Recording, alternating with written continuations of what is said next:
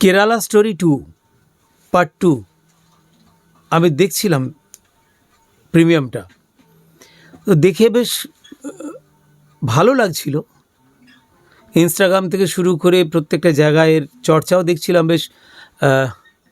মিথুনের মাংস খেতে খেতে আর কি এই ছবিটা দেখছে অনেকেই।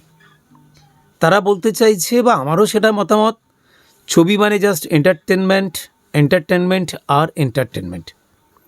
2026কে সামনে রেখে হিন্দু মুসলিমের বিভাজন করে একটি সরকার সে চাইছে এই রণতরী পার হতে যেন তেন প্রকারে। ভারতবর্ষী আশা করি এই সংকীর্ণতায় পা দেবেন না বলেই আমরা মনে করি।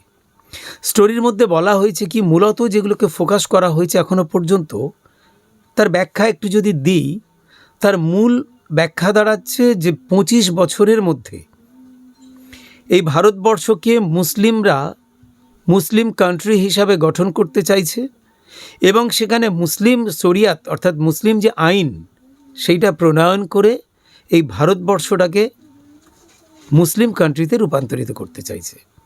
এখানে যদি একটু ভেঙে বলি, 750 বছর মুঘল রাজত্ব, মুসলিম রাজত্ব এই ভারতবর্ষে ছিল। হয়েছে কি মুসলিম রাষ্ট্র। আজকে এই ভারতবর্ষে মুসলিমরা মাইনরিটি অর্থাৎ সংখ্যালঘু, যাকে বলে সংখ্যায় অনেক কম।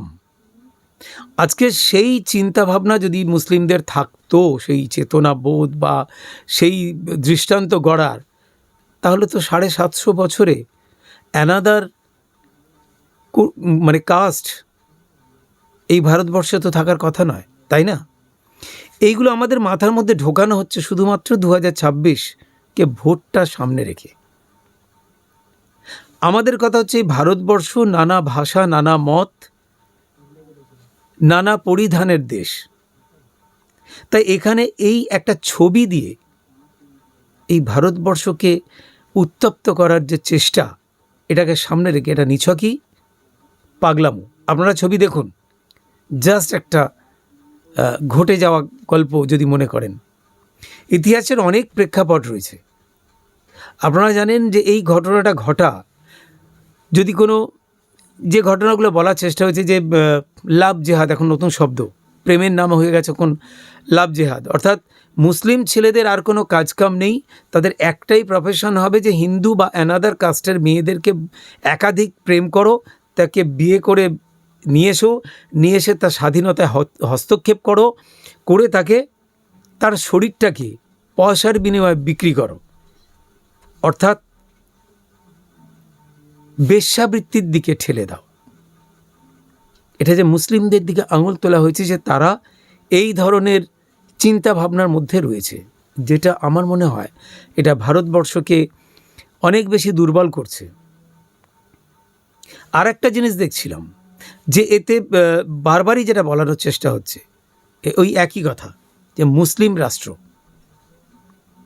আর এখানে লাভ জেহাদ, এই কথাগুলো আমার মনে হয় না কোনো মূল্য আছে।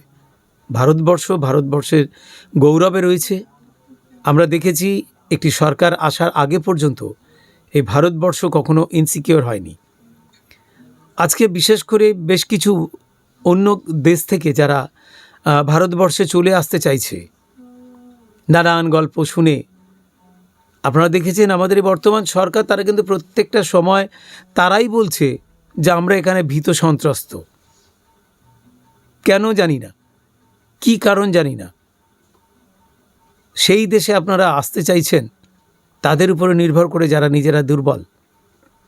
কেরালা স্টোরি আপনারা দেখুন, পার্ট 2 দেখুন, এনজয় করুন। ওই কেউ যদি ভালোবাসেন মিথুনের মাংস খেতে খেতে আপনারা দেখুন, কোনো অসুবিধা নেই, জাস্ট গল্প। আমাদের ভারতবর্ষ নানা ভাষা, নানা মত, নানা পরিধান, বিবিধের মাঝে যে মিলন মহান, সেই জায়গাটাকে অক্ষুণ্ণ রাখার জন্যই আমাদের চেষ্টা করতে হবে। কারণ এ বিশ্বকে এই শিশুর বাসযোগ্য করে যেতে হবে। নবজাতকের কাছে আমাদের এগুলো দৃঢ় অঙ্গীকার বহু যুগ থেকে।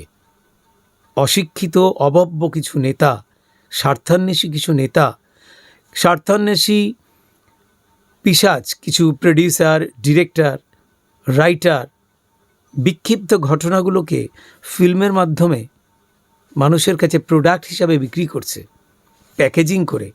হতেই পারে এমন কিছু ঘটনা, থাকতেই পারে, না হওয়ার কিছু নেই। এত বড় বিশাল ভারতবর্ষ, বৈচিত্র্যে মোড়া, সেখানে শুধুমাত্র ভালো মানুষ বাস করে আছেন, এটা ভাবাও তো মূর্খামি, তাই না? আরেকটা কথা আমি না বলেই নয়, এত কিছুর যে দেখাচ্ছে এই লাভ জেহাদের নাম করে, তাকে নিয়ে যাওয়া, নিয়ে এসে তার স্বাধীনতা হস্তক্ষেপ করা, তাকে বেশ্যাবৃত্তির দিকে ঠেলে দেওয়া, ভারতকে মুসলিম কান্ট্রি করে নেওয়ার যে প্রবণতা, এত সব দেখাচ্ছে।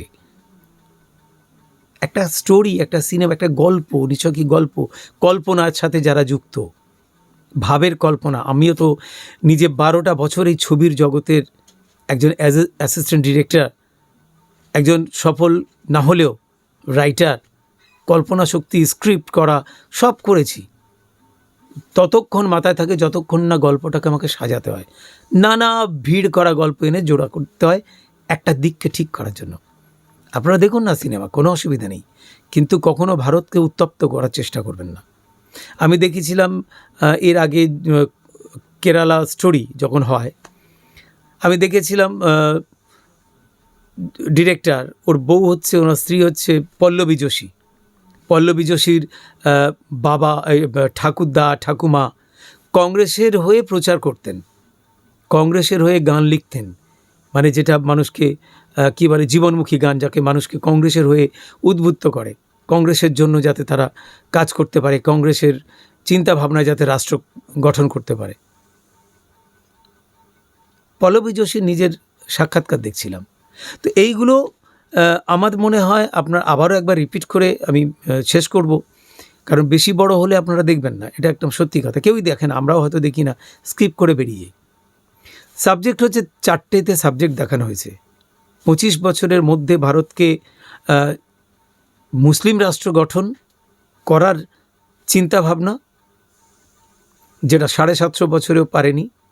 নতুন করে এই সরকার আসার পরে এইসব ছবির যারা প্রডিউসার বা যারা রাইটার, যারা ডিরেক্টর, তাদের দিয়ে বলানোর চেষ্টা হচ্ছে, অর্থাৎ ভয়। আর একটা হচ্ছে, হ্যাঁ এটা আমি বলবো অবশ্যই, প্রেম করুন, কোনো জাতেরই কোনো মানুষের কমি নেই। একটা পরিবেশ থেকে একটা পরিবেশ থেকে ওঠা আসার পরে আর একটা পরিবেশের সাথে খাপ খাইয়ে নেওয়া একটা মেয়ের দ্বারা কতটা সম্ভব আজকের যুগে, সেটা কিন্তু চিন্তার বিষয় আছে। প্রেম মানেই যে বিয়ে করতে হবে, ভালোবাসে মানেই যে বিয়ে করতে হবে, সংসার করতে হবে, তার ধর্মকে মেনে নিতে হবে, আমার মনে হয় এটা আজকের যুগে দাঁড়িয়ে অনেকটা ঠিক নয়। উদার ভালোবাসার যুগ, ফ্রি সেক্সের যুগ, লিভিংয়ের যুগ, তাই এই কথাগুলোর আজকের কোনো মানে নেই। যে ধর্মান্তরিত, এসবের কোনো মানে নেই।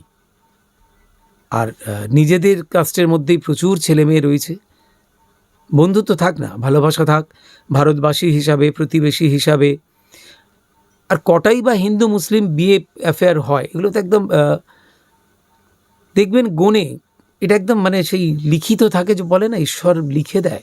ব্যতিক্রমী চরিত্র প্রায় আমাদের ভারতবর্ষে প্রায় 150 কোটি মানুষের মধ্যে 1টা 2টো 5টা 10টা ঘটনা, এটা নিয়ে যদি স্টোরি হয়, এটা নিয়ে যদি সিনেমার খোরাক হয়, এটা নিয়ে যদি পয়সা ইনকাম করার রসদ হয়, তাহলে বলবে এদের স্টকে আর কিছু নেই। তাই আপনারা ভালো করে, যারা বেকার আছেন, বিশেষ করে সময় কাটাতে পারছেন না, রোজগার নেই, রোজগার চাওয়ার ক্ষমতা নেই, তারা দেখুন ওই কেরালা স্টোরি, দেখুন, উপভোগ করুন। মিথুন খেতে চাইলে মিথুন খান, আর যদি তাতে আপনাদের বেকারত্ব ঘোচে বলে মনে করেন, সেই নিয়ে চর্চা করুন।